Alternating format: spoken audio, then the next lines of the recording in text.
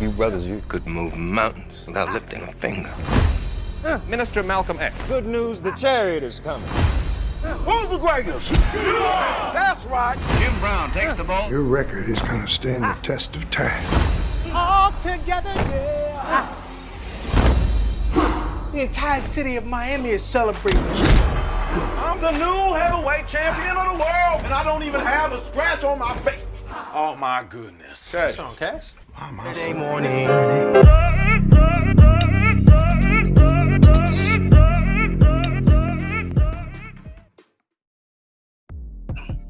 Brothers and sisters, you have not been led astray. You have not been bamboozled.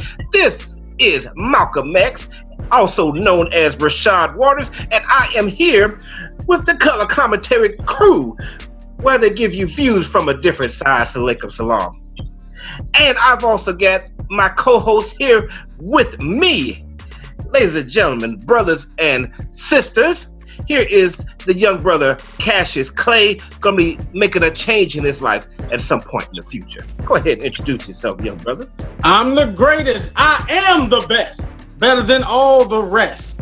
And yes, this is Cassius Clay, aka Chuck Taylor. Make sure you like and subscribe to the boys, because you know, we so pretty. We so awesome. Nobody can be better than us. We are the best. We the champs, baby. Thank you, young brother. So obviously we're gonna be reviewing the movie. Oh, I'm so great. I'm so great. Better than all the rest. Yes. Float like a butterfly, sting like a bee. That's correct, brother. So nobody as pretty as me. yes, you're very pretty. Oh, Yes, correct. Okay, so we're gonna be reviewing the movie One Night in. Come on, Malcolm. You pretty like me. Young brother, you run know, this city. You do know that I don't believe in peaceful protests, right? Okay, just want to make sure that you are aware of that. Okay, I mean you got fists, but I get bullets. Be quiet, Malcolm. I got you. Now, the color commentary crew is going to be reviewing One Night in Miami. This is a very special movie, one that I was excited to see, featuring 4 characters that I had no idea that they knew each other at all.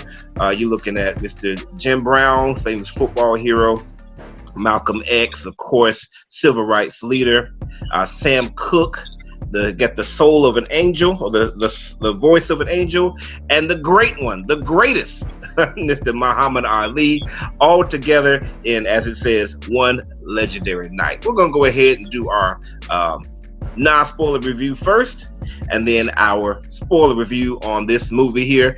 Like in the last one, Chuck and myself, if we go over a couple of minutes, actually, we're just doing 2 minutes for the non-spoiler part. If we go over 2 minutes, you got to dance. All right, go for it, sir. The greatest is ready to go. That's fine. But yeah, I did not say, I'm not gonna say I was like so into watching this movie. I saw it a couple weeks ago and I was like, yeah, I'll go watch it. I just really wasn't, I guess, in the mood to watch it because I thought I already knew what it was going to be about. Okay. But after I did watch it, I was very inspired. Like, it was a really good movie. You know, the setting that it took place, just the 4 characters interacting the entire movie and just having conversations, like good conversations that a lot of us need to have with people that we're friends with. And just seeing these iconic figures in all these different industries being able to humble themselves to listen to somebody else. Okay. Not one person was like the leader and like just made all the decisions. Everybody had a voice, and seeing these 4 alphas all talking to each other like alphas. Like, you didn't see nobody cowering under anybody. Malcolm had his stuff, and then sometimes Malcolm got shut up, and he was getting told to by Sam, and then Muhammad came in there and he was talking, and then everybody just kind of had their own shine in the movie, and I really enjoyed it. So it definitely is a good watch. Black History Month is this, it's February, so if you do have time, definitely make some time for it. I learned a lot of inspiring words and thoughts, and how we were able to start a movement and continue to work through progress to get a better life for us as Black people and America as well. All right. Plenty of time to go, sir. So I'm going to use that extra time that you gave me. I'm going to just ask you a personal question real quick, Chuck. I know you said that you're being Muhammad Ali and that you are the prettiest, but as I'm looking at you here, I just have the vague idea. Did you get your eyebrows done, bro? No, this is natural, son. It's natural. This never been touched by blades. I don't know. I mean, they're looking. They wake up like this. They wake up like this. Prominent this episode. I know, we all know that your wife is a beautician, so I'm thinking that she took. Never ever got anything alterations to my eyebrows. They've always been this way. I think you've been penciled in there, bro. No pencil. I just think I'm the greatest. Yeah, you definitely bringing us views from a different side today. Now, anyway, so with me, there were a lot of things I really liked about this movie. However, to me, it all comes back to my expectations. And you were talking about, I guess we're exact opposite. So both of us felt like we know what this movie was about. But for you, it exceeded your expectations. With me, it actually kind of was below my expectations. This movie again reminded me of Ma Rainey's Black Bottom. Is a very similar type of movie because both of these movies are based off of plays. And in plays, you have a lot that happens in one place. And it's a lot about, or at least these type of plays, it's a lot of conversation. I just didn't think that's what I was getting into. Eventually, I did enjoy the conversations, but it just took me a second to get there because I kind of thought there'd be more happening, you know. And I guess as we get into the spoiler review, then we'll talk about that some more. Again, just like Chuck said, though, I did enjoy the conversations, and just knowing that actually it's not a true story per se, but these four guys did know each other and they did spend the night apparently in a hotel, you know, so something like this could have happened. So it was inspired by real life events. So, but I definitely want to get into the spoiler review and let's talk about this some more. So without further ado, if it's okay with the great one there. I'm the greatest. Let's go ahead and get into the spoiler review. Spoiler. Fight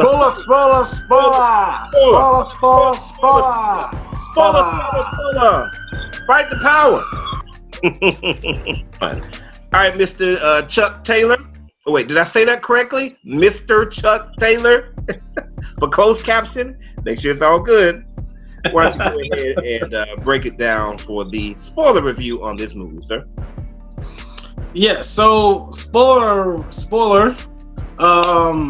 This movie is basically in the hotel room, and it's not even a cool, really nice hotel room. It's just a basic, you know, everyday budget hotel room, which I guess, you know, being black back then, you know, I don't know if we could really get the nice stuff, unless you're like a big celebrity or something like that, like, you know, Sam Cooke. These are the biggest celebrities. Yeah, I know they are, but they didn't book the room. So the one that wasn't the big celebrity booked the room. So, you know, he got what he got. You know, he can't be out there killing. But we know what Malcolm stands for and what he was preaching. Which, you know, I definitely commend everybody in this movie because they were true to who they were. You know, like nobody was definitely swayed from one side to the other. It's like regardless if they agreed or didn't, they all stood their ground. They were able to kind of understand each other. Yeah. Like, okay, I see where you're coming from and I'm coming from here, and let's meet somewhere in the middle. Okay, I didn't understand it. So I like the back and forth between the characters and the conversation that was had in the movie. So I really enjoyed how that was written.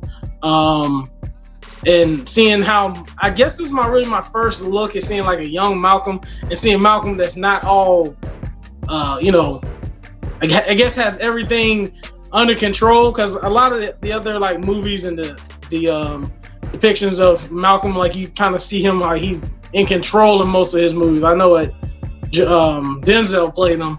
Like, you know, Denzel is always in control in any movie he's ever in. So seeing him kind of like, you know, maybe he doesn't know it all and kind of unsure about himself on certain things. Like he even cried in this movie. So it was like you saw him break down and like all the pressure, all the stuff that was on him. So yeah, seeing Malcolm being a lot more transparent in this movie was really cool, because a lot of times he kind of seemed like he was like holier than thou type of thing, like, cause he's like, you know, when you look at Black history, it's like he said Malcolm and Martin. That's like the main two that you always see. Right. One's good, one's bad. That's how America portrays it. But both of them have good. One is Professor X, the other is Magneto. Yeah. But seeing how he was really weighed down from a lot of things that were happening in his life, with the Nation of Islam side, with the racism that he was facing, and, you know, him just his identification of what he believes in was being challenged, and all that was cool to see how they used that to bring them all together with Muhammad. Well, not Muhammad Ali. It was Cassius Clay at the time. And once he got his stardom, that was like, this is the first time you really see him out there in the spotlight. He's been talking, but he wasn't like the Muhammad Ali we know of. Right. Now he was like just the first time. Yeah. So, they almost were like passing the torch in terms of celebrity status, because Malcolm was actually on his way down, and Muhammad was actually on his way up. Yeah. Yeah. Also, I didn't know how much Barack Obama sounded like Malcolm X. I was like, is he doing Barack Obama or Malcolm X? I was like, he sounds just like Barack. You know. Right. But yeah, it was. I can't say I was a little thrown off, because it did have times in it when it got like stagnant, because they only stayed in a certain room. So it's like you were like waiting for the next thing to happen. So I saw they kind of broke it up when he went to the store, and then they broke it up at the end when they went to the bar and everything, and had a little party. Which is a side note, sad that brother just won the championship he worked so hard for, and they celebrate by getting preached to for like 3 hours in a hotel room. Yes, and almost enjoying themselves. And almost getting into fights. Yes, and in Miami. So, you know, we know how Miami is. It's Miami. So, I mean, there's a lot of pretty women there. Exactly. No matter what color they are. There's a lot of pretty women there. So, but yeah, that was a little side note. But yeah, all in all, I still enjoyed the film. It made me really go research them after the movie. To kind of like, oh, who's Sam Cooke? Let me look him up a little bit more. Let me look at a little bit more in Muhammad Ali's background, Malcolm X. I'm over here forgetting names. Jim Brown. Jim Brown. How the heck I'm forgetting Jim Brown name? One of the greatest, I think, football players that ever laced him up. But yeah, it was just cool, and to see how everybody, no matter how high they were, I know I'm way over. I gotta start dancing. Oh yeah, no matter how high they became, they still saw racism, no matter how high they were. Yeah, they made millions of dollars, couldn't even walk into a house because you don't let Negroes in the house. Yeah, Negroes. Yeah, it wasn't Negroes. He said it straight forward. It's like it was a fact. Like, yeah. That was his brain. Like, you don't let niggas in the house. Like, it's like, yeah, bro. He said that like he had a name tag that said it on it. Yeah, nigga. So yeah, that was upsetting, and also, you know, real. It broke it down. Like, it didn't matter how rich you are, and it still happens to athletes today. I mean, LeBron James, he just had nigger spray paint on his property a year ago. I mean, it was 2019 at the time. So I mean, it hasn't went away. So we still got a lot of work to do. Thank you guys for being pioneers and paving the way for us. Awesome, man. Awesome. Yeah, I will agree with Chuck. The good parts about this movie were definitely good. I thought everybody did a great job. And everybody was different. Jim Brown's character was actually more quiet and introspective, but he was ready to throw hands when necessary. I remember when the bodyguard rolled up at him. It's like, you don't want to do that, bro. And the bodyguard was like, he stepped all the way in the hill. He's like, may Muhammad be with you. God is great. Definitely. And Malcolm, it was very interesting to see where he came from. And he just had it's just got to be this way. It's only got to be this way. You got to do it this way. And Sam Cooke, I really enjoyed him because I didn't know a lot about Sam Cooke. I just knew he was this velvety singing guy. He's like my dad's favorite singer of all time. I had no idea he was like a major songwriter, and he owned a label and put other people on. Like I had no idea about those things. I thought it was really, really cool. I like how they did it at the end as well, how they had his character singing the song "Change is Coming" in front of like a whole white audience. You know, that was like, they were kind of like, ooh, okay. He was crying afterwards. You hear no claps. Yeah. He wasn't singing to them. He was singing to he knew who he was singing. He was singing to his people. Exactly. And Muhammad Ali's character was very impressive because there's sometimes where he's really annoying with all of that. I'm the prettiest, I'm the greatest all the time. But then when you see him get away from that, one of my favorite scenes with him was when he was with Sam Cooke in the car, and the two of them were talking, and it's like Muhammad was really giving some great points. I'm like, yeah, I really appreciate like what he's saying here. This is good stuff. And then how he felt betrayed by Malcolm X. You know, and that was a really cool twist. And again, it was showing how Malcolm didn't have everything together. You know, he was kind of dependent on Muhammad, and it was a nice little side plot that they had interweaved in the story because he and his wife were kind of depending on Muhammad Ali to go with him. Actually, what doesn't happen in the movie is it doesn't show the fact that Muhammad Ali and Malcolm X's relationship fell apart after that. Apparently there was something where they saw each other in the airport, and Muhammad Ali was like, yeah, you should never have dissed Elijah Muhammad, because as you can see at the very end of the movie, Muhammad Ali is not with Malcolm X. You know, it's Elijah Muhammad that brings him. But anyway, as far as the thing that they do that scene on the Will Smith when he's Muhammad Ali. Okay. Yeah, have you seen that? They walk in the hell. He says that.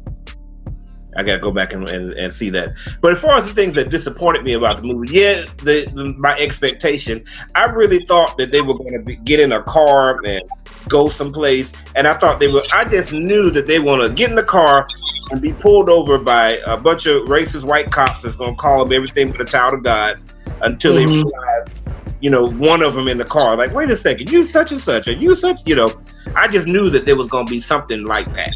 I just did not realize it's just going to be 4 people sitting in the room. I'm like, I just saw this with Mom Rainey's Big Black Bottom. Like, I want to see something happen. The other thing, though, is once I understood what was going to happen, I like conflict. And when I say conflict, I don't necessarily mean a fight. You don't have to have a physical fight to have conflict. Conflict is just there is a problem and that needs resolution. Well, the biggest conflict came between Malcolm X and Sam Cooke. But it took a long time for that to happen. Like, it was definitely at least, 40-45 minutes into the movie before the two of them really started going at it. So before then, I'm like, what am I watching here? After the novelty had kind of worn off after the first 25 minutes, but there's about 20 minutes I'm like, okay, this is not what I thought. So I really think that they could have brought in that conflict between the two of them a lot earlier.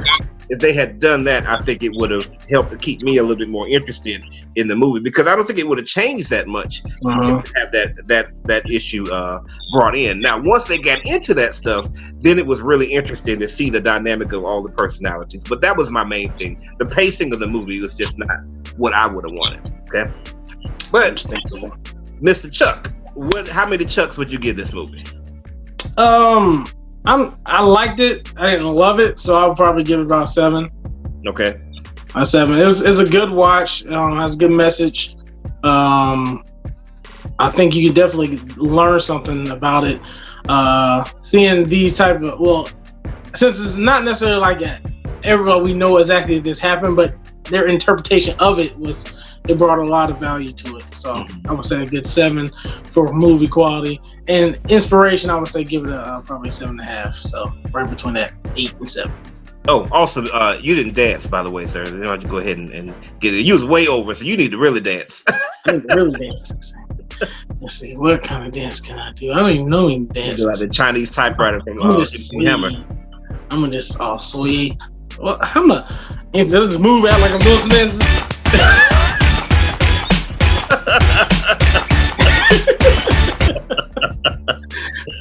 I ain't doing nothing but rocking back and forth. I will give this one an asymptotic 6.9999999. For those who don't know, asymptote is basically when you get a number that's constantly getting close to the line, but it don't touch. It's getting close. 7? Nah, it's 6.99999 asymptotic. No. Not quite a 7, but almost there. Almost there. A little bit better pacing, and I think it definitely would have been probably at least an 8. I think. All right. Well, what do you guys think? I mean, did you really enjoy the movie, or do you kind of agree with me as far as the pacing is concerned? What are your feelings on that? Did you see more positive than negative, or do you think Chuck's eyebrows have been done? I think so. Leave your comments here, and as usual, you've got to subscribe. Subscribe to survive. This is Color Commentary, where we give you views from a different side. Take it away. Oh, and Mr. Cassius Clay, I think you want to tell everybody about your new name. My name is the Great One, Muhammad Ali. Wakanda forever. Peace. Saturday morning.